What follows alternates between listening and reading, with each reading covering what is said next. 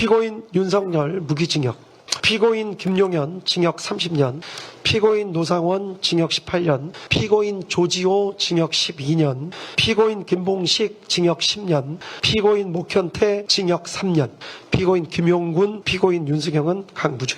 네. 내란 우두머리 윤석열 1심 선고가 이렇게 끝이 났습니다. 과정은 정말 형편없었고요. 힘들었어요 보는데. 아 진짜 고통의 연속이었고 끝까지 참고 듣기가 와 힘들었어요. 이게 스트레스가 진짜 어마어마했고 정말 개판이었고 예.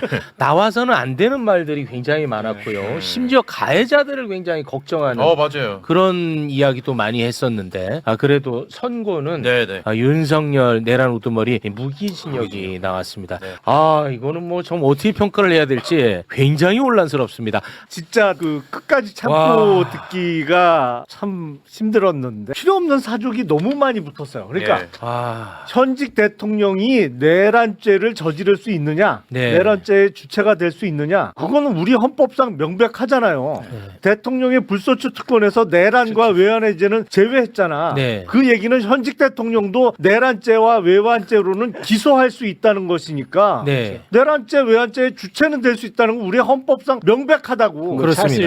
이거를 얘기하는데 고대 로마부터 중세 그리고 영국의 찰스 1세가 나는 내란 또는 썬킴인 줄 알았어. 썬킴. 반역죄로 처형된 얘기를 저 얘기를 왜 하나 도대체. 네. 아니 판결문에 저런 걸 왜 쓰나 도대체. 우리 헌법과 법률에 따라서 판단하면 되는 건데 그래서 와 진짜 본인이 역사에 대해서 안다는 표시를 내기 위해서 저런 건가? 뭐 진짜 중간중간에 특히 이 내란의 목적 내지는 범죄 동기와 관련해서 너무 축소를 해놨어요. 굉장히 그러니까 심각합니다. 네. 네. 심각한 인식이에요. 아니 무기징역의 결론을 내는 이 과정이 정말 처참해요. 뭐랄까 저 정도니까 작년 3월 7일 날 피고인 윤석열 구속 취소했겠구나. 맞습니다. 네. 진짜 결론은 나름 이해할 수 있는데 과정이 진짜 끝까지 참고 듣기 힘들었어요. 아니 저는 그 내란의 피해가 굉장히 극심하기 때문에 엄벌에 처한다고 하면서 단 한 번도 그 피해와 국가적 비용에 대해서 국민과 국가 위상에 대한 이야기가 없어요. 예. 그 비용을 그 피해를 뭘로 받냐면 계엄군들이 이렇게 지금 재판을 받고 있다, 수사를 받고 있다는 것으로 이야기를 하는 데서 와 거기서 저는 그냥 깜짝 놀랐어요. 그 인식에. 지기현 부장판사가 지금 어디에 발 딛고 서 있는지를 여실히 보여주는 대목인 것 같고요. 저는 충격이었어요. 거기서. 저는 그 행간을 또 읽은 게 지금 진행 중인 정부의 예를 들면 국무총리 산하에 무슨 TF 구성해가지고 그렇지. 발표도 했었고 네네. 지금 또 추가적인 뭐 징계 요구 수사 의뢰 이런 부분들이 네. 네. 진행 예정돼 있고 이런 것들을 저는 불만을 표한 것 같아요. 불만을 표한 거예요. 네, 저는 그렇게 사실상. 봤습니다. 네. 제가 제일 놀라웠던 지점 중에 하나는 계엄 선포 자체가 대통령의 그 긴급조치권의 일환이기 맞아. 때문에 그렇습니다. 그 자체로 내란죄를 구성할 수 있는 거냐, 사법심사의 대상으로 삼을 수 있는 거냐에 대해서 네. 이런 황당한 논리로 그걸 면죄부를 줘버렸어요. 그렇습니다. 네. 요건 절차가 중요하지 않대. 맞아. 그거를 중요하게 여기면 앞으로 계엄 선포하는 대통령이 위축될 거래. 네. 이 미친놈입니다 이거는. 저는 그때부터 좀 완전히 이상했어요. 전근대적인 사법관을 가지고 있는 사람인 것 같고요. 심각해. 만약에 이 논리에 따르면 예를 들면 국회를 상대로 하지 않는 불법적인 계엄이 있을 수 있거든요. 그렇습니다. 전혀 비상계엄 선포를 할 만한 국가적 상황이 아님에도 불구하고 네. 자신의 뭐 여러 가지 그 사욕을 위해서 뭐 네. 장기 독재 집권이라든지 등등을 위해서 한다라고 하면 가능하다는 거야. 절차적 실체적 요건이 불비한 계엄 선포도 대통령의 권한 네. 그렇습니다. 비상 긴급 조치권의 일환으로 할 수 있기 때문에 내란이 성립하지 않기 때문에 네. 면죄부를 준 꼴이에요. 진짜 그렇게 얘기했어. 여기서 입이 떡 벌어지더라고요. 저는 깜짝 놀랐어요. 가장 그러니까 국회에 네. 군인만 안 보냈으면 이거는 그냥 무죄라는 거야. 정말 이 지점이 가장 저는 충격적이었습니다. 이거를 저는 그래서 그랬어요. 지기현 부장의 인식을 정말 정확하게 보여준 대목이다. 예. 와, 이 충격이 너무너무 많아. 중간중간에. 우리 의원님 어떻게 보셨습니까? 아까 막 중간에 판결 들으면서 약간 헛웃음을 와. 지키려고 예. 했는데 일단 판사가 기본적으로 너무 현학적이다 이런 생각부터 들었어요. 네. 그러니까 본격적인 말씀을 드리기 전에 아까 얘기했듯이 김영남 전 의원께서도 얘기했듯이 로마 찰스 일스에게 나올 게 아니거든요. 오히려 지금 판결문 전체 설명하는 가운데 그 얘기가 굉장히 제일 길었어요. 제가 보기엔 전혀 중요하지도 않은데. 그런데 네. 문제는 그 내용은 진짜 엉망이다. 결론은 어찌어찌해서 무기징역까지는 네네. 끌고 예. 왔는데 제가 충격적인 말을 여러 가지 지금 적어서 너무 많은데 그래서 너무 몇 가지만 많아요. 얘기하면 네. 이게 지금 순간적인 판단 잘못이다 이런 표현을 썼거든요. 그렇습니다. 그러니까 1년 전부터 특검이 기소할 때는 1년 전부터 치밀하게 저는 사실 취임할 때부터 자기들이 영구 독재를 꿈꾸고 해왔다고 저는 생각을 하거든요. 네. 그런데 특검에서 이제 1년 전부터 잡아서 그렇습니다. 계획을 세운 것으로 기소를 했는데 그것 자체를 지금 부인하는 판결이다. 네. 그러니까 순간적으로 잘못해서 그래서 양형이유에서도 아주 치밀한 계획이 없었다 이렇게 지금 표현하고 있잖아요. 네. 그것을 양형이유로 쓰고 있습니다. 와. 그래서 그다음에 물리력 행사를 자제해서 자제시켰대 윤석열이가. 자제하지도 않았을 뿐만 네. 아니고 물리적 충돌이 없었다고 표현을 하는데 물리적 충돌이 없었던 것은 윤석열이 안 하려고 해서 안 한 게 아니에요. 국민들이 막아낸 게 그렇습니다. 막아낸 거고 군인들이 자제한 결과거든요. 근데 그것을 지금 양형유에 갖다 붙인 것도 너무 어이가 없고요. 지금 우리 이용호 의원께서 말씀하셨듯이 계엄이 왜 폭동이냐에 대해서 얘기할 때 실질적 형식적 요건 그걸로 따지지 않겠다는 것도 충격을 받았습니다. 아. 사실 왜 그러냐면 실질적 형식적 요건을 따지지 않으면 이 판결 자체가 모순된 판결이 나와요. 왜냐하면 실질적 요건이 결여됐기 때문에 이게 위법하다라고 판단해서 하지 말아야 된다는 게 지금까지 우리의 전체적인 판결의 어떤 맥락 같은 거였거든요. 예. 위법성의 인식이 왜 없어? 위법성의 왜 저기 박성재 장관은 당연히 위법성 인식이 있지. 그러니까 영장이 나와야지 이렇게 우리가 얘기를 했단 말이에요. 네. 그러면 실질적 요건, 형식적 요건을 그걸 배제해 버리고 어떤 독재자의 내심의 의사, 내가 이렇게 해서 다른 국회를 뭐 하겠다는 이런 의사를 알 수 없는 상황에서는 그러면 모든 공무원들이 다 그걸 따를 따라야 수밖에 되고 없죠. 네. 그럼 그게 다 면죄부가 되는 거예요. 맞습니다. 그러니까 네. 어떻게 보면 이 판결 자체가 굉장히 모순적인 거죠. 네. 다른 사람들 김봉식이나 이런 사람들 얘기를 하면서도 그 자체에서는 모순적인 판결을 하고 있다. 그러니까 그 비상계엄이 폭동이다라고 하는 판단에서 완전히 잘못된 판단을 하고 있다. 독재자의 내심의 의사를 지금 가지고 네. 판단했다는 것은 그것이 대단히 문제가 있는 판결이라고 생각하고요. 너무 많아서 일단 그 정도로 좀 그렇습니다. 정리를 네. 하고 또 말씀드리겠습니다. 네. 자, 일단 윤석열 전 대통령 내란 우두머리 혐의 인정이 됐고 무기징역에 선고됐습니다. 일단 오늘 내란 1심 재판 총평부터 들어보겠습니다. 박 변호사님. 결론은 뭐 무기징역 아니면 사형이라고 이제 예, 맞습니다. 그러니까 예. 유죄가 하는데 결론은 네. 문제가 없는데 네. 이제 사실은 판결에는 이유가 또 중요합니다. 그렇습니다. 납득하기 어려운 이유들이 사실 많은 것 같아요. 좀 계속 얘기를 해야 되겠지만 네. 결과는 뭐 그럴 수 있다고 하지만 네. 그 중간에 그 결과를 끌어내는 논리적 과정에서 조금 빈틈이나 좀 잘못된 부분이 있지 않을까 생각이 듭니다. 예, 일단은 큰 틀에서는 그냥 결과는 뭐 무난한 유죄가 결과였다. 됐으니까요. 예. 예.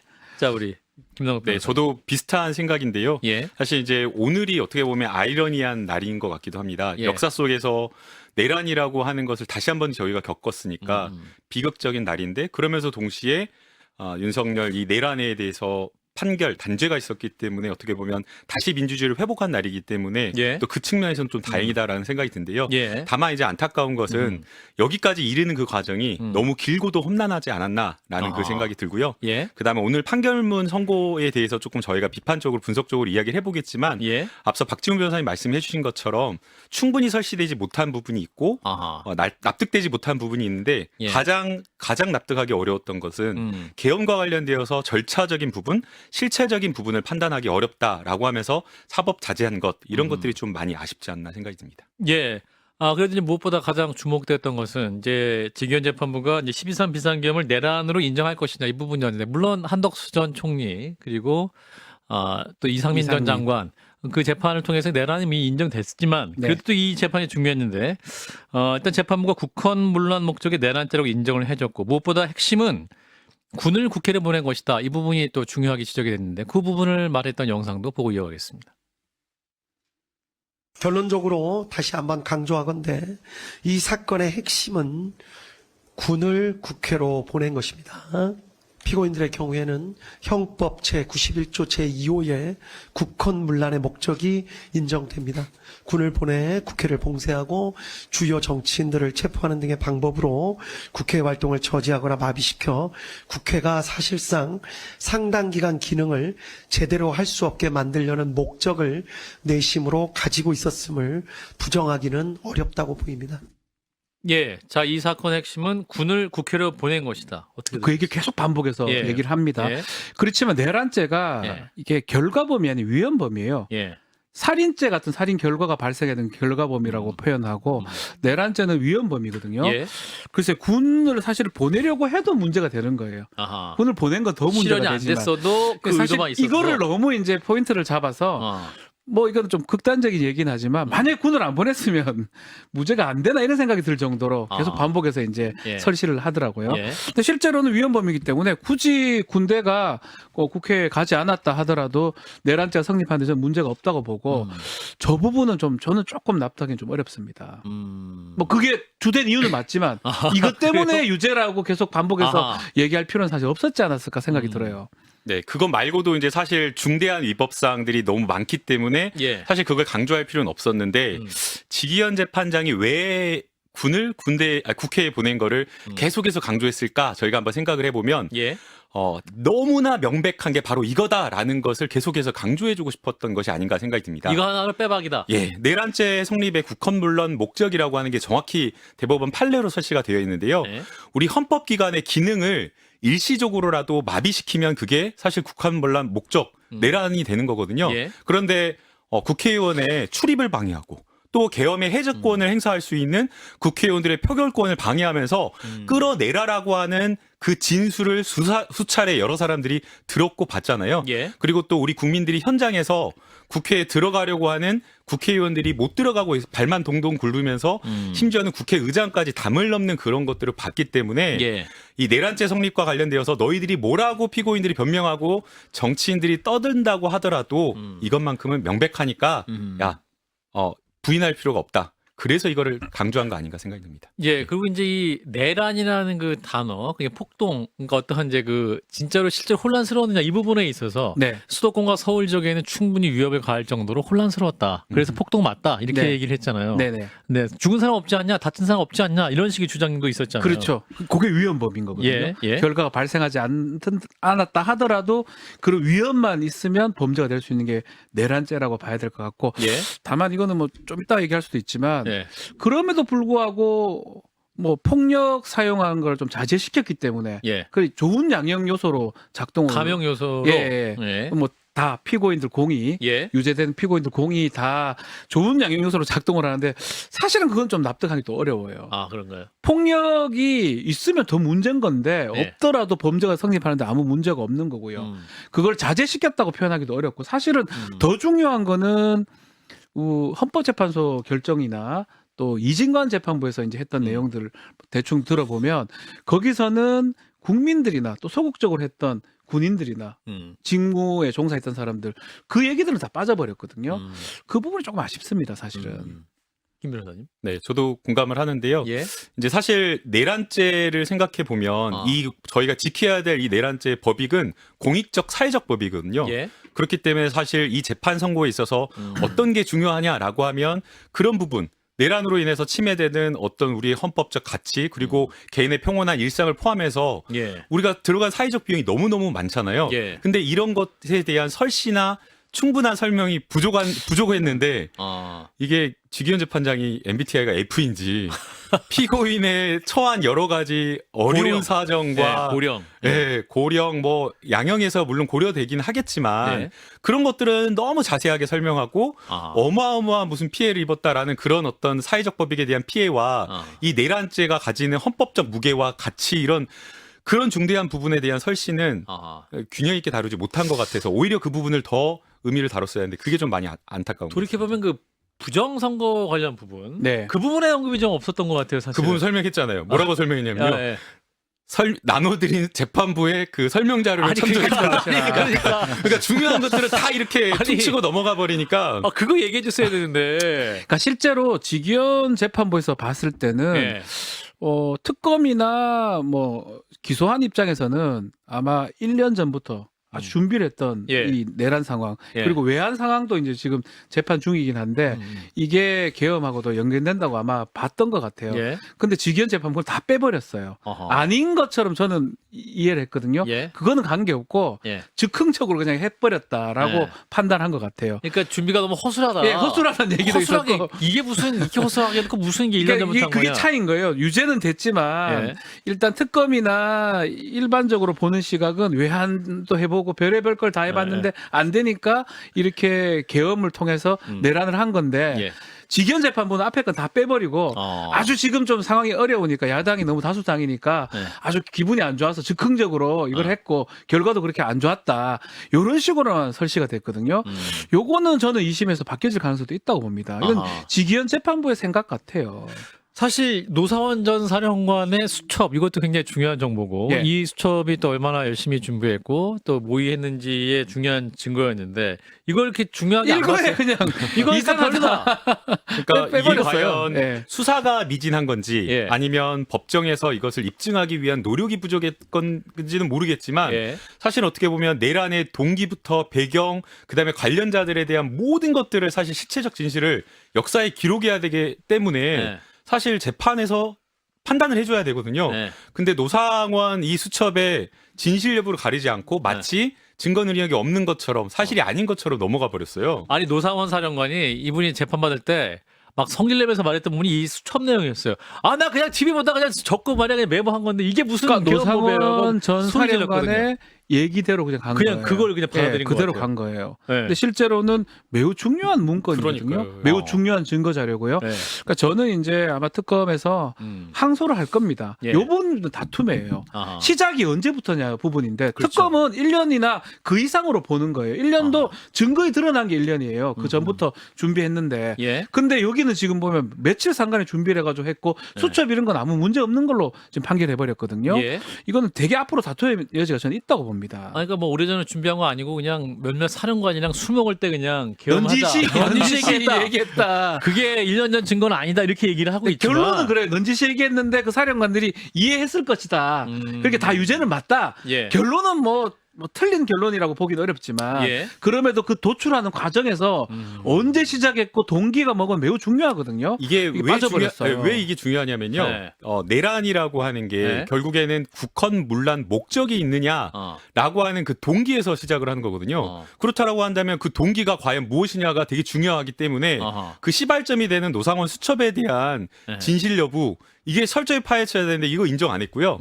그 다음에 드러난 정황이나 보도된 내용 이런 것들 사실관계를 보면 사실 독재하려고 했던 것 아니냐라는 의심을 충분히 가지게 하는데 예. 지금 직위원 재판부는 지금 판결문 선고하는 이 설명 자료에서 오늘 선고에서 그런 정황이 보이지 않는다라고 하면서 이게 동기가 마치 뭔가 본인의 뜻대로 되지 않아서 자기 착각 속에서 자유민주주의 수호를 위해서 그런 동기에 하해했다라는 식으로 그래 보여요. 예. 그 동기 자체를 제한하거나 축소해서 인정한 것 아닌가라는 그러니까 피고인 중심으로 맞아요. 그런 생각이 판단해줬어요. 들어요. 그래서 과연 이게 사실관계 진짜 부합되는 진실인지 그것도 좀 의문인 그러니까 것 같아요. 실제로 이진관 재판부하고 비교를 할 수밖에 없어요. 예. 같은 내란 사건이에요. 예, 예. 저 사람들은 군을 동원해서 했던 사람이고 예. 국무회의 과정에서 한덕수, 이상민은 포함이 됐던 건데 이진관 재판부 판결문 우리 설시한 거 다 들었을 겁니다. 그렇죠. 위에서부터의 쿠데타, 친위 쿠데타. 예, 위로부터 해요. 그렇기 예. 때문에 판결 선고할 때 그 지금 예전에 했던 거 대법관. 12.12, 5.18 그거 아무 의미 없다. 판례 의미 지금부터 없다. 새로 하겠다라는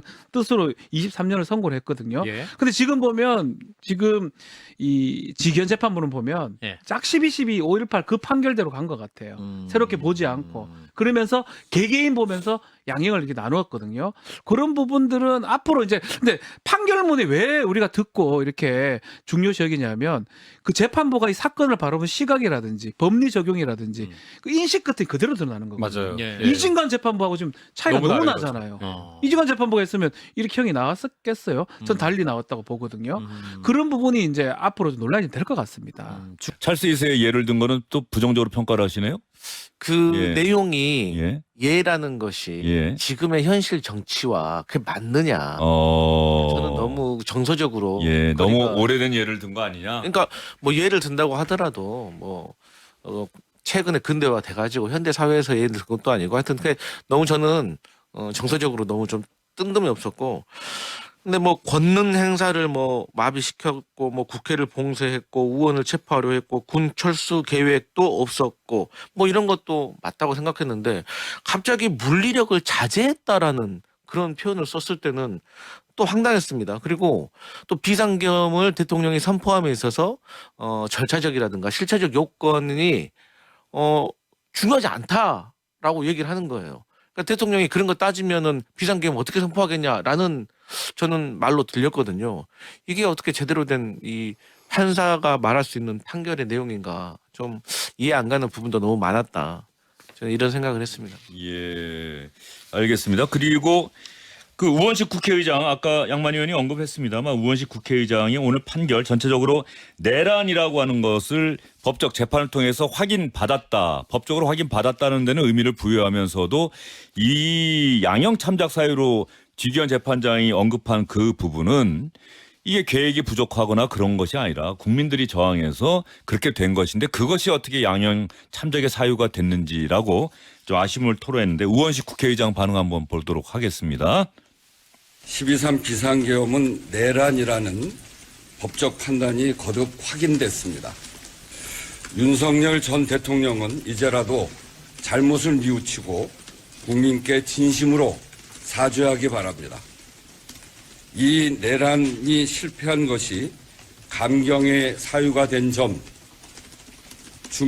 내란 실패의 원인이 준비가 제대로 되지 못해서가 아니라 국회와 국민이 힘을 합쳐 저항하고 막았기 때문입니다.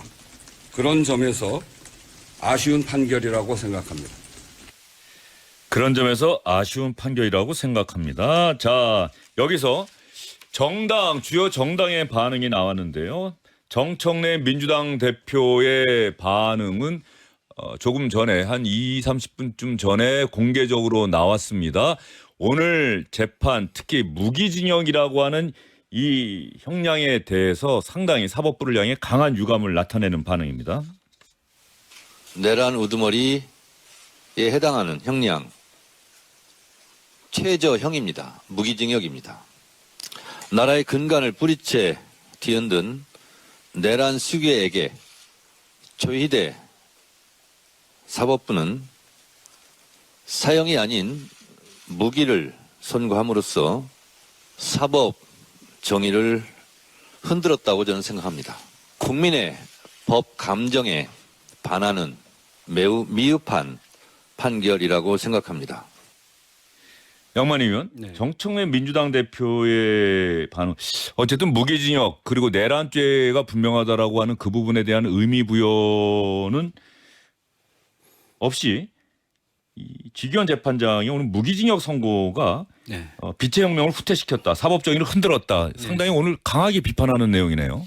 오늘 오전에 이미 소셜미디어에 글을 올려서 예. 당연히 사형이 선고돼야 하고 만약에 그렇지 않으면 많은 국민들이 조희대 사법부를 향해 달려갈 것이다 이렇게 경고성 발언을 한 적이 있거든요. 그러니까 그 연장선상에 있는 것 같고 민주당에서는 계속 이제 사형 선고가 마땅하다라는 입장이었는데 거기에 부합하지 않은 선고가 나오다 보니까 그런 것 같습니다. 근데 다시 돌아보면은 이 특검의 구형량과 이번 선고 형량이 한 단계씩 떨어져 있습니다. 그러니까 윤석열 전 대통령은 사형이 구형됐는데 무기징역이 나오고 예.